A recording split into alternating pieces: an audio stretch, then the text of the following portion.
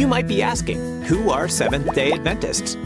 Commonly known as Adventists, we are a Christian movement established in 1863. We have 28 fundamental beliefs and more than 20 million members.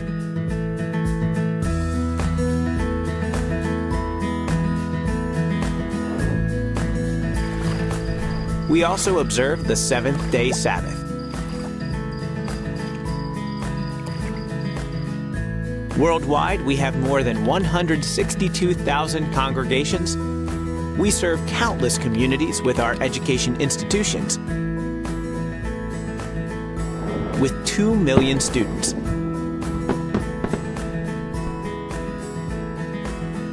And 198 hospitals around the world. And it's all because we love Jesus.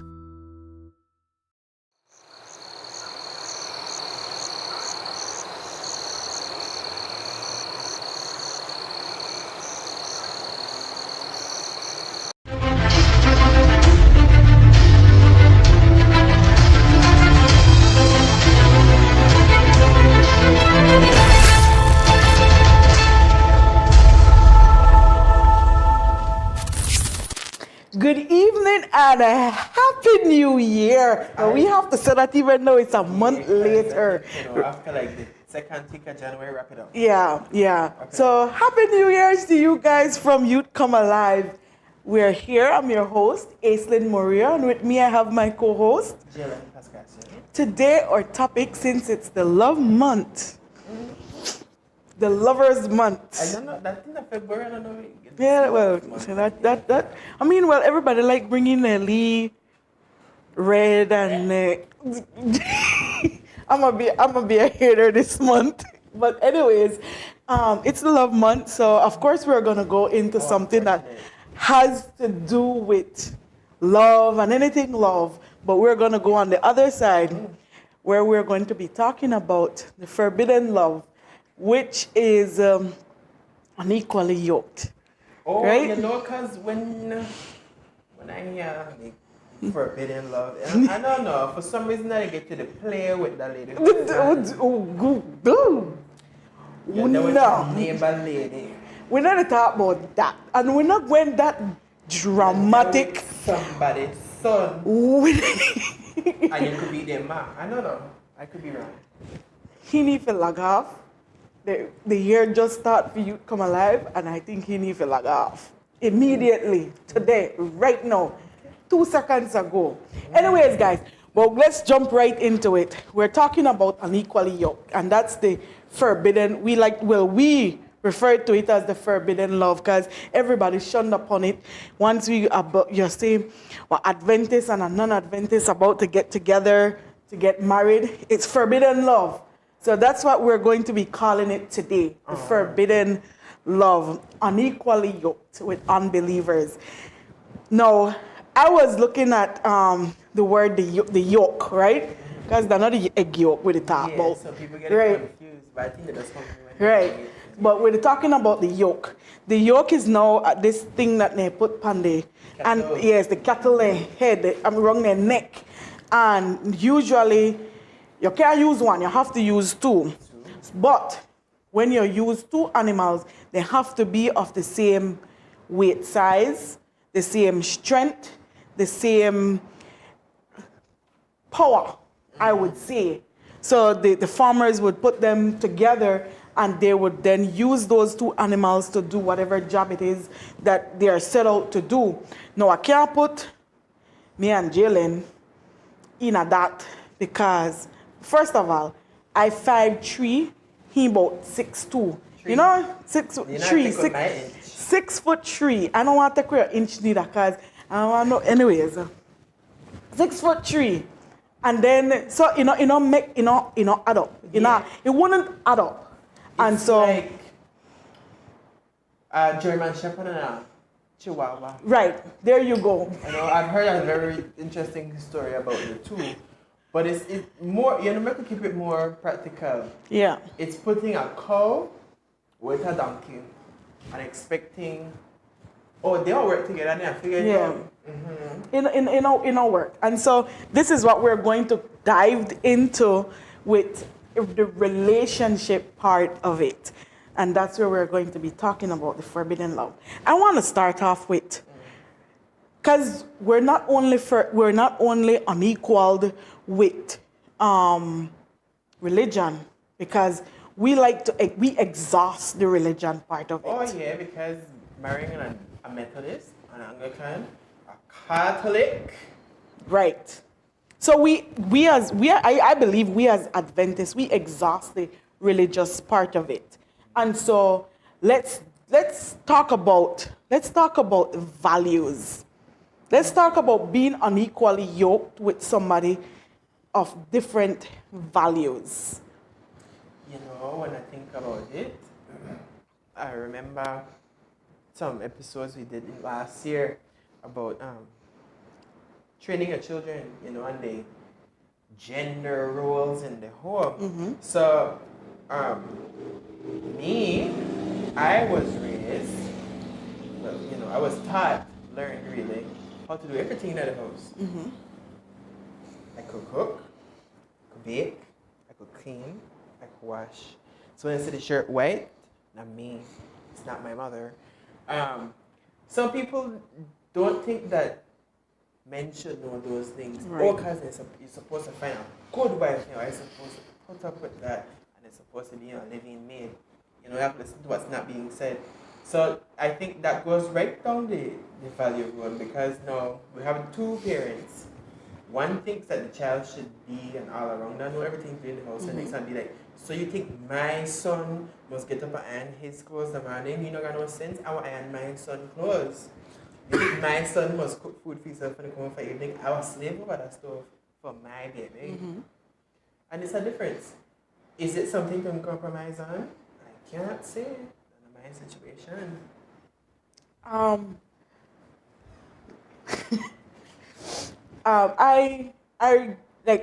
I remember having a conversation with some students, just before the break, and I think I had mentioned this. The guys in the class decided that, but miss, that's a girl's job. I said, no, how did that become a girl's job? So you not get hungry? When you get hungry, what you do? Starve. You have to sit down there so and starve? Wait for them to come home. Because that's a girl's job. Mm-hmm. Because if you hungry, what you think you need to do? You need to get up and at least go and make yourself a noodles. Or you do holla for your sister and be like, sister, that you can do this for me? Mm-hmm. Not noodles, because I've seen some of the burnt ramen. We're not there to question the people and their cooking skills. But the point is, and it was all these little boys in the class, and this was a standard 6 class. Standard 6, so that's more than likely, that's 13. 11 to 13. Yeah, about 11 to 13. That's when they go early, and 14 there, and right. So it's about that age. Imagine, they already have the mentality that that's a girl's job. And so what we need to do is to divert them from thinking that it's only if we're going to the kitchen, it's only a girl's job. Yeah, because now, watch the pair of unequally yoked. The boy won't want to do nothing at the house, and the girl will believe that is girl, and she will get princess treatment. And you know what you got to say the pantic that Shira with sprinkle. She like give us some wayward advice on how to scam men out of things. It's very insane. How do you have those two together and somebody end up together, you know? Right, but then the question is, how long would they last being together? It's funny because I know somebody very similar. It's very similar. The wife can't cook, can't clean.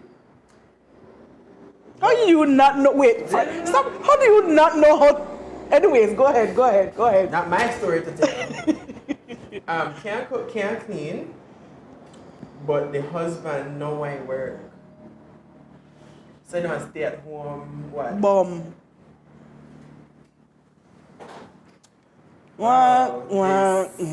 Silence is astronomical. I stay at home bum. I stay at home bum. No, sir. The devil find time for idle hands. and that's not what we're looking for. How about dreams?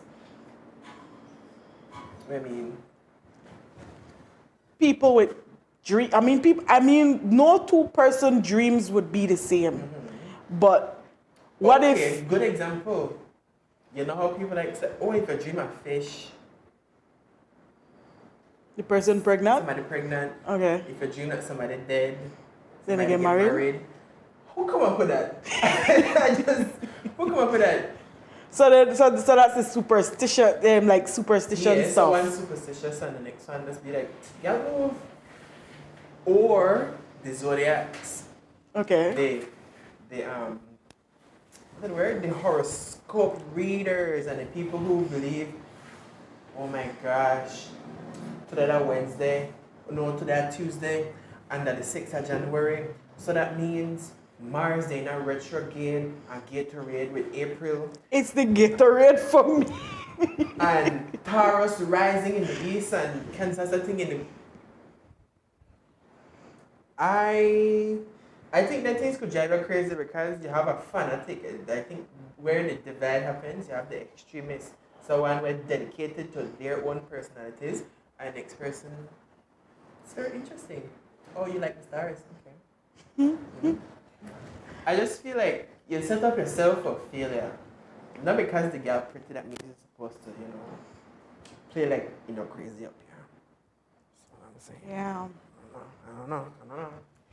No, since you said earlier something about like maybe this could be a good one. The girl wants to have kids and the guy doesn't want to have kids. Oh, that's Or the girl such a or good the example. guy wants to have kids and the girl doesn't want to. Well, I could put my extremity upon it, Okay. right? In the man mind, one aspirational basketball player who's never even played on a national team, believe in his heart of hearts that he will have one basketball team as his descendants. So he needs to have 6 picnic because at least 2 of them must be basketball stars and end up at the NBA. And the way I say, which part of the 6 will come from? Not from me. Find somebody else to do it. Yeah. So I hope you guys are seeing. I know sometimes we sound like we're rambling or babbling, but It's a real I hope you're following. I hope you're following what we're trying to come at, because yes, we have religion, but you can be unequally yoked with dreams, values. How about discipline? Oh yes, that's another very good one. It's a very good one because one parent will be stern, Right. stiff, immovable. You may ask him, huh? I don't know, some mom say yes. Your man never said that. Let's go. When I tell you, boy, it's fine. No, well, let me think. Fight. Right away. Fight. Or one lash and one doesn't. Gentle parenting Right. versus harsh parenting. Right. Because one believes that you're supposed to beat the child because you beat the devil out and the next one said, but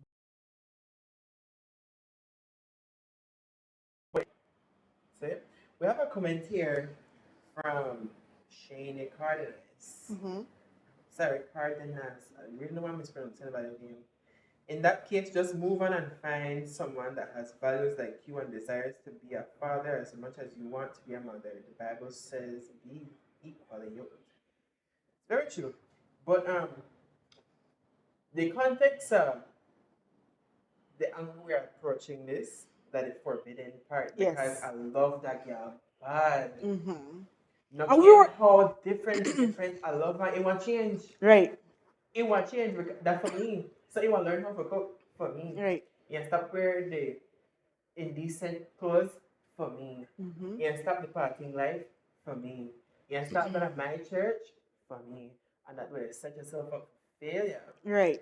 So Shani, what we're talking about is the forbidden part of it. The one The we fact know that you're not supposed the to. one we know, the one we get entangled. I'm going to say entangled. The one we get entangled with, and we lose our common senses because we're in love. Because there's something else that attracts us to that person rather than being equally yoked with that person. So, And it just, I don't want to join this towards anybody. We love everybody. No shade to none of you. But I just feel like when you have the non-negotiables, the moment you so much as consider, maybe I could look past the pick up clothes after yourself thing. Maybe I could move, put on water without burn the pot. Maybe I could look past when they don't map the house still smell like it never map. Because I love the girl bad. right. And I think when you start to be like, you go through the list, remember the magic list we talked? When you start Yeah. go through the list and be like, does she really need to know for cook? You really need to know for be a good mom? Pretty, like I love my bad. I think that's when you start to lose your own self-worth. That's the hit right there. Because then now you're expecting less from what you have, and God not give you less. I feel like if you wait and be like, oh, if I do all of that, no longer to listen to jail, but I'm going to work on it for you. I think that roadmap is our blueprint. Is the blueprint to save us from a lot of heartaches, I would say, and it will help us to stay equally yoked with the people that we should be committed to. You see, you see the difference there. It went from being entangled with people we know we're not supposed to be with to be committed to the person that God truly sent for us or have for us.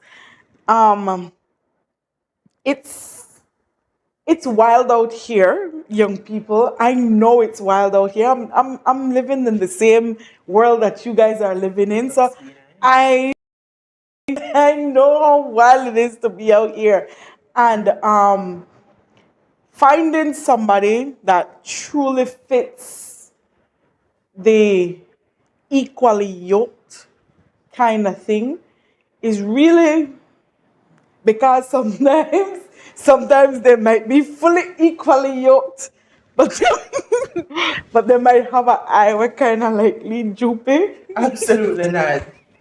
Absolutely not. No. I I just had to say that. For Or a commercial break. What? You come for the people with Down syndrome? I don't know.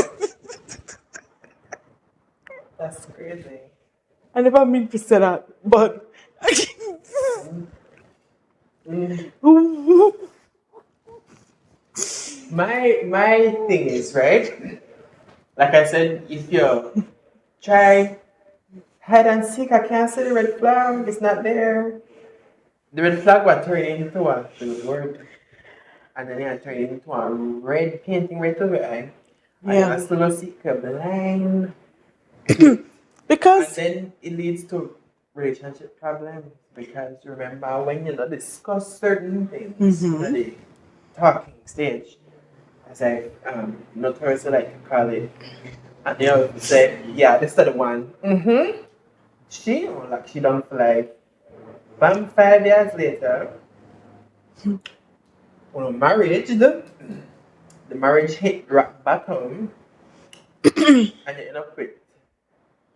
I know I said the rest of what I was going to say. And you end up yes, married but single. but this is what I am saying. Sometimes I mean they're not that they come with a defect, because God not give with defects. But I'm just saying that sometimes the one that we're equally yoked with, sometimes it might not be right. It might not look like what we're looking for. No, if I can remember that story, the boy was playing the piano at church. You know the story? He played the organ at church. And every Sabbath he go to church, he sing this pretty girl, and he always sit down in one spot, so you want to get this one. So God, you shit up for me, make it be the first one coming through the door next week, the church. And I'm going to walk in at the door first. Oh, I think I hear this You story. know that one? Yeah. So now, And every time you pray, God said, now say one lesson. so now, what is it that you're asking for this specific thing? You say exactly where you want to come, and God said, all right, huh? No, the old lady, no, sir. Take it back. Pray again. The old lady come again. So God funny, you know, a comedian, Yeah. because no, that's not what I'm looking for. Right. And it sounds so cheesy, you know, the movie lines. You can't see the love of your life right in front of you because the love for other people is giving Hallmark. Yeah. Same storyline all the time. Mm-hmm. But anyways, I know, because sometimes you really are truly, and I won't lie, sometimes you start to look on the outside and you find that person that you see, you guys vibe, have this vibe and this energy that High just vibrational. right, it collides, and when it collides, it's like, man, we make fireworks every time just by sitting down and having a conversation. It's like fireworks going on, and because I mean, conversation is also a part of intimacy, and so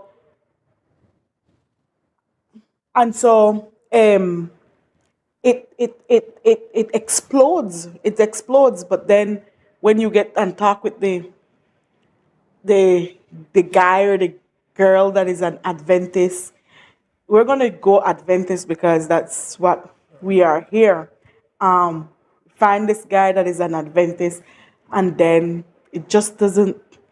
The vibe and the energy and the everything is not. It's just not there. But we gotta pause there because we need to take our break. Right. We need to take our break. So stick a pin right now. We're gonna come right back to that thought.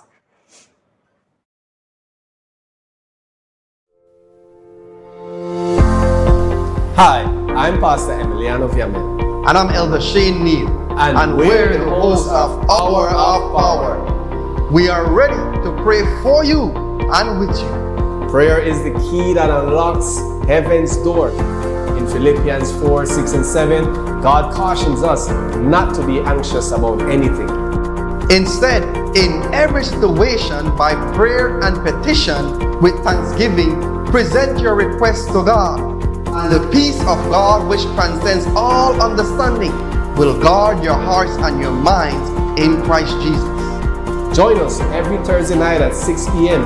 on our Facebook and YouTube pages, as well as Channel 98 on Central Cable TV, to experience this peace that passeth all understanding. You can join our global prayer family by praying that God continues to lead and bless this ministry. By becoming a faithful viewer and inviting your friends and family to like and share our programs. With your kind donations as well as your generous financial contributions. Contact us at 501-613-9351. Or send us an email at atn@cbn.belizeunion.org. We are located at 10 3/4 miles Northern Highway at the Tubal Trade and Vocational Institute. Thank you for being a part of the ATN ministry. And we pray God's richest blessings upon you and your family.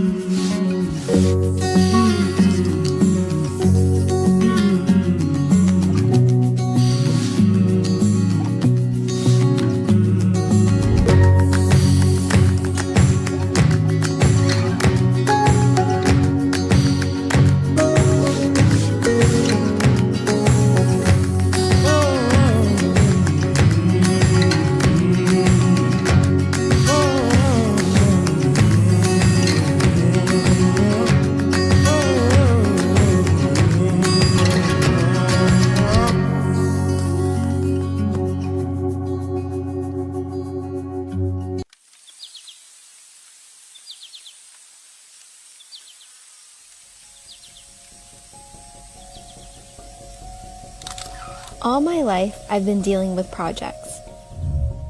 I do a lot of research. Basically try to understand how different materials affect fires. It involves a lot of formulas and gathering data. I met this girl once in grad school, and we got to talk about all kinds of things, and also about God. It was great. I could share with her what I believed in.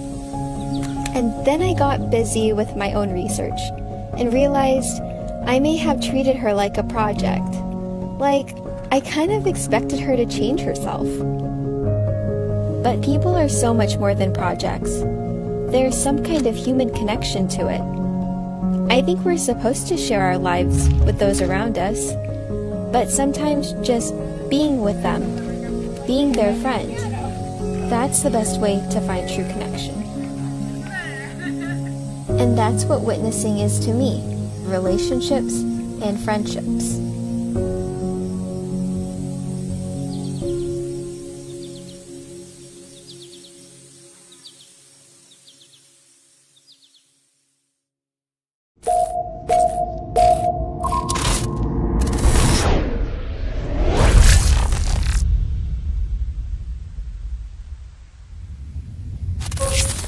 And we're back from our break. It's a very short break. I think the breaks have gotten expeditiously long. I'm shorter. It gets shorter because we come after the next time. Stand by, blah, blah, blah, time. And then I'm 5, 4, 3, 2, back again.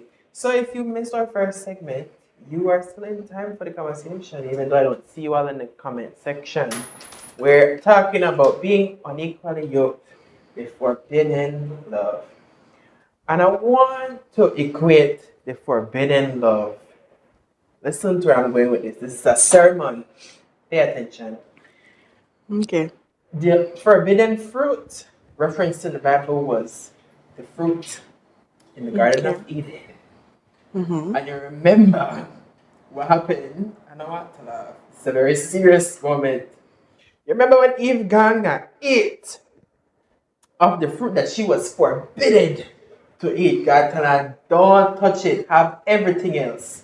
Leave that one, not touch it. Ganga messed up all of humanity, and to this day we still blame Eve for it. And when we get to heaven, what a day of rejoicing that will be. But I'll have a few words for Eve and Adam for being a woman cloud. I want to equate it also then to the forbidden love.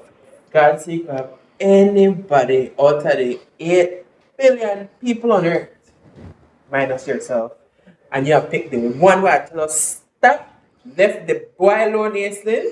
They're like your heart is wanting from a kid. I know. Go through your phone, you find messages, you confront him about it. But I still love you, boo. You're the one. Yep. Silly. I don't want to laugh. Kind of funny. When they kiss your forehead, you lose all the common sense right here. Right here. And how we got Shanti in the chat and said, good night. Good night to you, Miss Pigman. Talk to me. What are your views on being unequally yoked and the forbidden love? Since you have really more experience than me on this front. While Ashanti is answering there, we have of course the Bible verse that says from 2 Corinthians 6:14 that be ye not unequally yoked together with unbelievers. For what fellowship had righteousness with unrighteousness, and what communion had light with darkness? So, in other words, when you get in that forbidden love, what happen is maybe I might come, even though I did in a church, I might come and I'll still have my little party side of me where I like though. Oh, yeah. And then sunset, different person. Yeah, and then the person I deal with that like this straight follow everything by the books. No part of that. We yoked. We're properly yoked, and because this is why we say it goes beyond just the Adventism thing. Right. Because told God is in church. I buy at the church, you buy at the church, but somehow, some way, you took a trip, a school trip, a class trip even, down to the club. Like we use, what is one name right out there, sir? Start with Eruption. an E. Right. I was just I about just know the name because I hear it different. Please not gonna get no ideas. So maybe you take a little school trip, the eruption, they'd be like, oh, okay, you got a little music. They got nice food at the bar because some of the bar and grills, they have really good food. But you have to go for the food, not the drinks. I'm watching you. So at some point in time, you say, I don't know, woman, I don't take mine. Because God said if you make mistake. we fi make mistakes. Okay, God said we fi make mistakes. God will forgive you. So Okay. there's nothing wrong for enjoying my youth. I'm good at a little club. Yeah. You mean to say we got choices?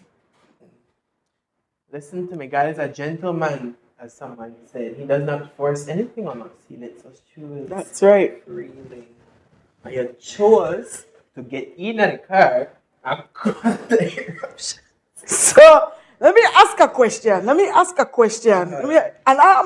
going to go with our religion.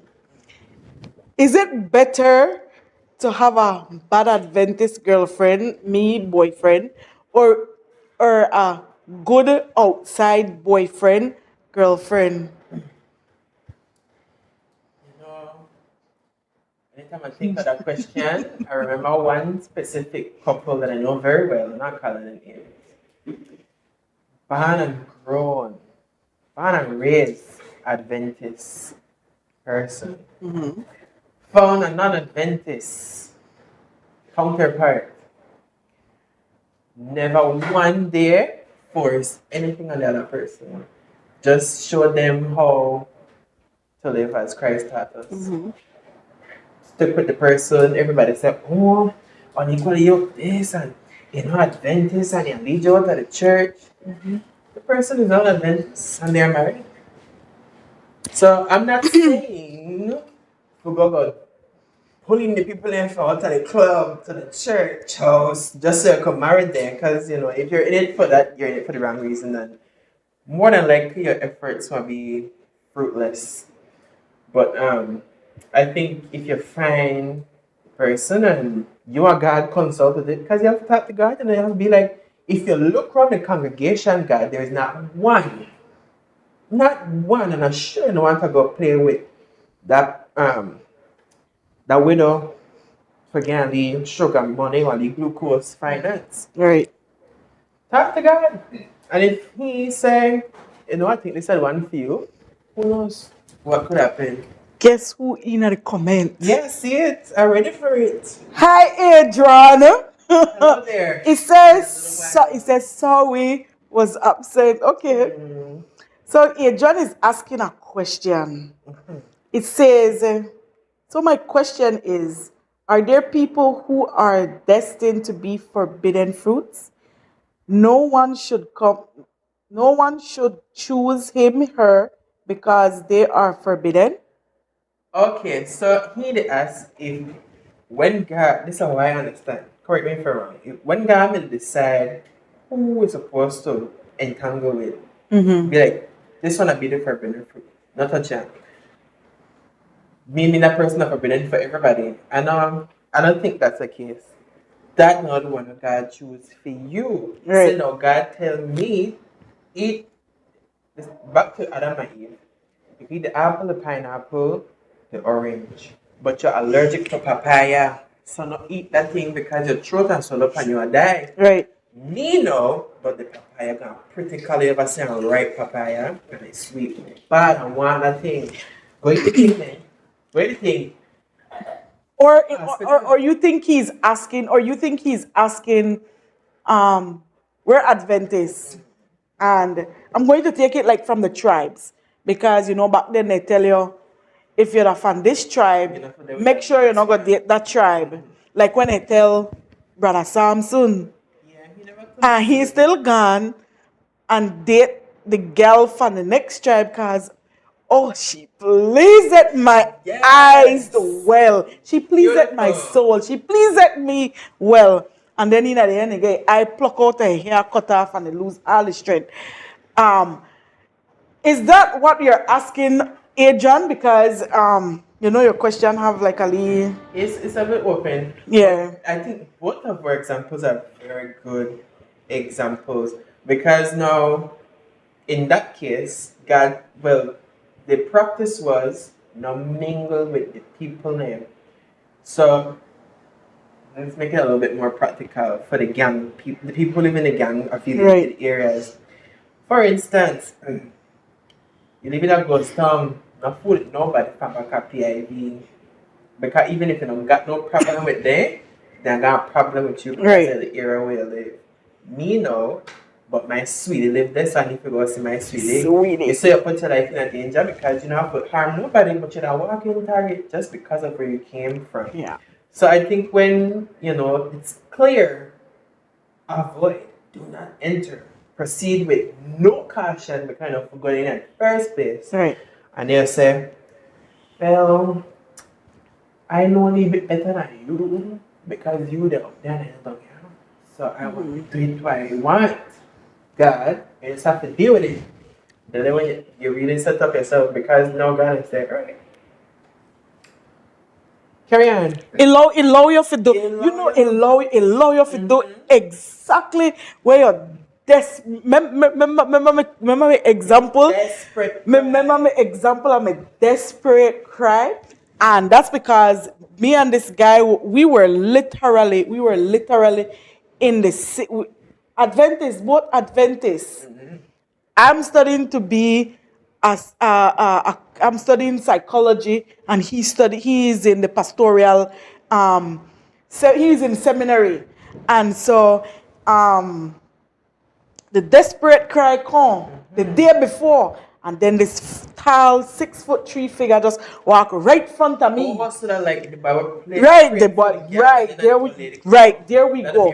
And so but I could have seen from the beginning that even though we were both of the same faith, and he was in seminary, we had colliding the yoke. One yoke me yellow and one yoke me red. Right, we did that right there. So, right. But the point is, do it this way. One elephant, a pot liquor. That right there. An elephant and a pot liquor get together. Together. No, that like when you play three-legged race, you are somebody with shot that could never be tied up together because you are dressed. Right. Yeah. Like what Ashanti said, if you're unequally yoked, things just not work out. You will always have disagreement. And I agree with that. Eric Baptist, thanks for joining us. We see you.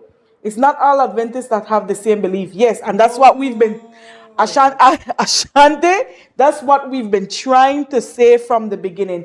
We can be, me and you, we grew up in the church. We literally was raised, born, grown in this church.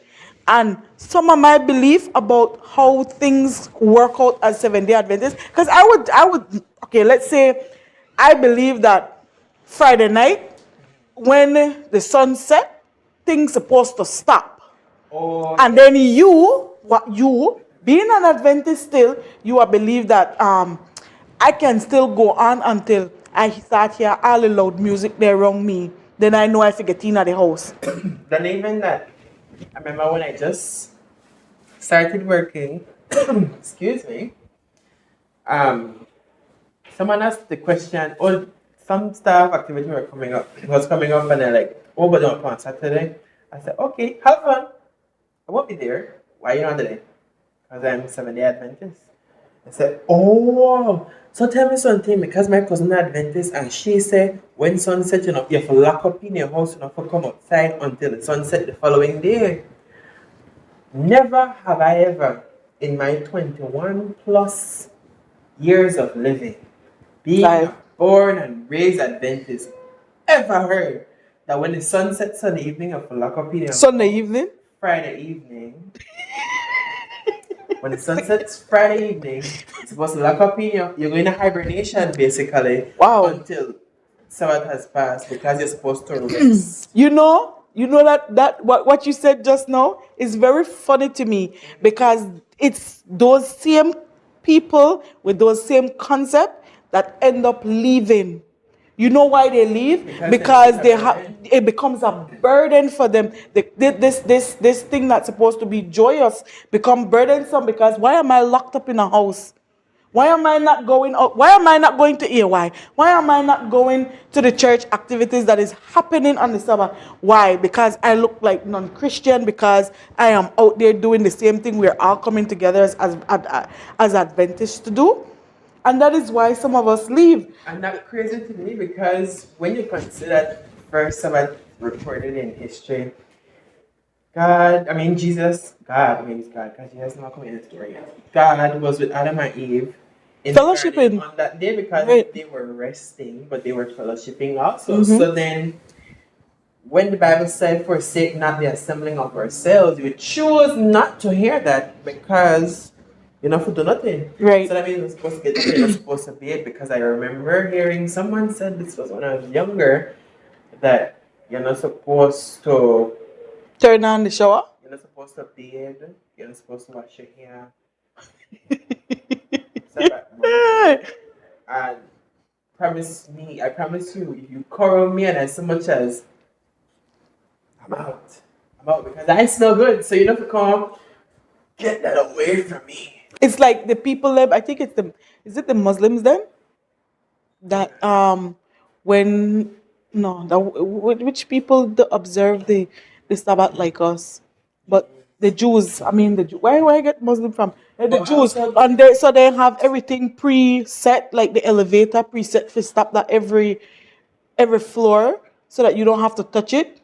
Yeah, because that's After you walk so much miles, you have to stop because you're exhorting yourself too much and you're doing the most. you're doing work. Right. Work. Agent says here, but let's go to the comment. Agent says, we got to be wise too because you can be unequally yoked, but because of you can be equally yoked, but because of circumstance or reaction to situation, we confuse and say we are unequally yoked.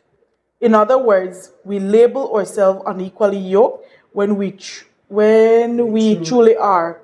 So we got to be wise and dependent on God for wisdom, for wisdom to know. Sorry. I think what that leads to is when you settle down with your person and you know how they say, oh God, every Adventist wedding, any commendations for the married couple, let God be the center of your marriage and you will not fail. Truer words have yet to be said. Because if so ever you decide that you will walk away from God's principles on marriage, then you have a shakiness. I want to say some people can't handle the shakiness because they have motion sickness. So once a little turbulent, kind of be like, oh yeah, I married the wrong one. You the crosses, you know you're with me. Just because what? We got ahead of ourselves. You find out that you had differences you never know about. But you see that happen because that conversation before starting to date wasn't what it should have been. In other words, what are your name? What you name? Jalen Pascascio. How old are you? What are your favorite color? What are your favorite food? What you like though? And those are the really and truly the conversation when we're having when we're supposed to be Like at a right. You like travel? Or when your conversations on the first day should have been, so tell me, what do you believe? So we have say there's a child and a child do this. What would you do? Or what would you do if this certain situation come up? What would be your reaction? For example, I am going to go far from outside of the conversation. I met this guy, and first of all, I can't stand small talk. it kind of like get me nervous. I don't know why. Nervous? I don't like I think not agitated. I don't like small talk. So a guy will come to me and be like, "Hi, beautiful." Instantly, I want to kick you in your throat. I'm sorry. I don't want to be violent. Instantly, I want to chase you, and it irritates me. It irritates me. So I met this guy, and he's not Adventist, but I met this guy, and his first, I can't say what the first question he asked me, but the question he asked me, I was like, say what? What do you mean? You know words. You could structure a sentence. But I smiled because I was intrigued. But then I have my Adventist brothers come to me say, "Hi, beautiful." No, "Hi, beautiful." Yeah, you went back, yeah? I want to help us set up and then. I feel like I just. Like I said, like I said, conversation is a part of intimacy, and I love having good conversations. And so, if you could stimulate my brain, then you caught my interest. And so, I would like for our brothers from inside the church to please, or the young men that are growing up now, females, mothers that are raising their sons now, teach your sons to be better. What I want to say? Better Conversationalists. that communicators, because it's annoying. It's annoying, and teach them to be better men on a whole. And likewise for your daughters, because what we want to do is to cause our young people within the circle to be committed to get committed to each other, rather than them going outside the circle, looking at the fence across for greener It grass. made her remember hearing that someone said courtship is dead. That's speed dating. So no longer you go out for a while, you talk, you converse, you see each other likes, dislikes, you get each other in a different situation so you can know each other. No, hey beautiful. Why you silly? How you know I'm beautiful? Bam, talking stage last 3 days in a relationship and nobody confirmed it yet and only together 5 years. And I didn't realize, hey, I can't stand this girl now. She's disgusting. Well, I have a comment here. Shanti say, Yeah. Shanti say, will be a battle between right and wrong. For example, date nights on Friday nights, partying and all the different beliefs that each of you hold as an individual. Yep. Go to another one of his congregation. I'm not sure I understand the second comment thing. But it's very true. Because now, that's a christening party. God no mind if we go down on Friday night. Yeah. Yeah. Or a wedding. Our wedding, Sabbath morning, we come to church. Wow. Like what she said, little things should matter. And this is why your initial state, that speed dating thing, I think it's better than slow. I think it's better not speed dating, like get through the initial stage. I'm talking about speed. When they put people on a table and they speed date, you got 5 minutes to know somebody. That's a very critical time, because you can tell if right, because then listen here, you either ask the smallest of the questions, then like, what are your color?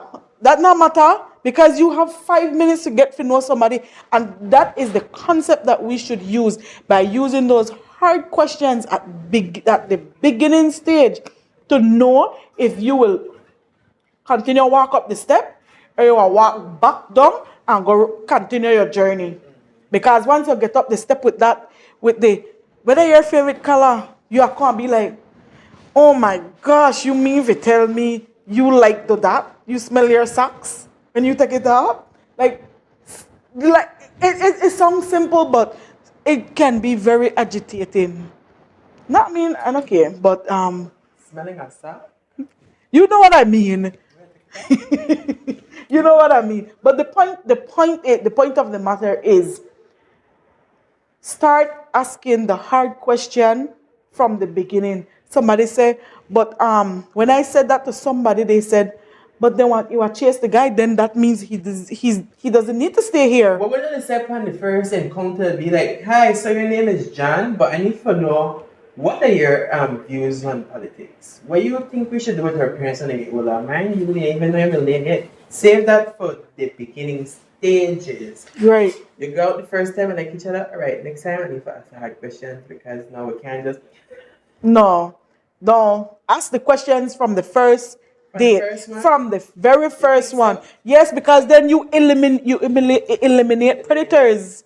Okay. Right. You eliminate the forbidden fruit. You eliminate being unequally yoked. And then if you chase them from the beginning, from the first encounter, then guess what? You have no feelings attached for the second date. Wow. And it can be easily let off, right? And so that's why it's better for you to just ask it from the first so that they can be gone by the second, if there is a second. If they come back, then we know that they've withered that storm and they're ready for the next step, and then you ask even harder question. Increase the pressure. Yes, you increase the pressure. Anyway, we've exhausted our time, and the producer one more time to show me the sign, and then plug out the lights. And the cameras. We thank you for joining us, for being patient until we were back. And, all right. Just a little moment. We express we share the same ache with our co-host Ashanti. She's not with us. She's currently facing some health challenges. So if you could keep her in your prayers, that she'll have a full recovery so she can be right here instead of in the comments. Right. With that, we thank you for joining us once again for your favorite nighttime television show. And we see you next week. Same time, Same place.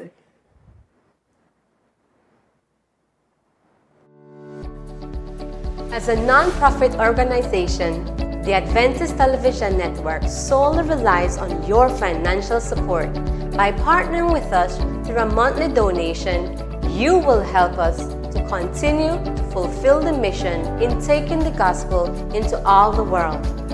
For more information, please call 613-9351 or email us at atnfin@cbm.belizeunion.org. Thank you for your prayers and support of the ATN ministry, and together we may hasten the soon coming of our Lord Jesus Christ.